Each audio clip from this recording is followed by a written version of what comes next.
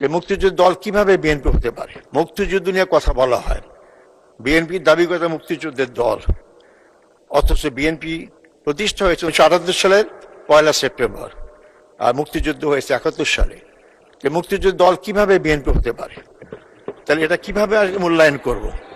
অতএব আমি বলি, শোনেন আগে, বিএনপিতে মুক্তিযোদ্ধার লোকরা আছে, মুক্তিযোদ্ধার বিএনপিতে আছে এটা বলতে পারেন, তদ্রুপ জামাত ইসলামী তো মুক্তিযোদ্ধা আছে। মাননীয় স্পিকার, এই জন্য আমাদেরকে সবাইকে মূল্যায়ন করতে হবে।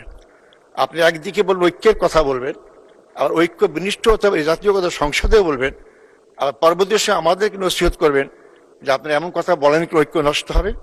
আমরা তো শহীদ জিয়া বেগম জিয়া মুখে এই কথা শুনিনি, আপনাদেরকে অস্বীকার করবেন? নিজামী সাহেবরা আমরা যখন গ্রেপ্তার ছিলাম, আমাদের মুক্তির দাবি বেগম খালেদা জিয়া করেছিলেন, তাহলে কি আপনি বলবেন যে উনি মুক্তিযুদ্ধ বিরোধী শক্তিকে বা দলগুলা লোকগুলাকে মুক্তির আন্দোলন করেছিলেন? কারণ উনি ঐক্যের রাজনীতি চেয়েছেন। দেশকে গঠন করতে হলে বিভক্ত রাজনীতির মাধ্যমে কোনো দেশ কোনোভাবেই এগিয়ে যেতে পারে না, কিন্তু আপনাদের সুর সেটাই দেখতে পাচ্ছি।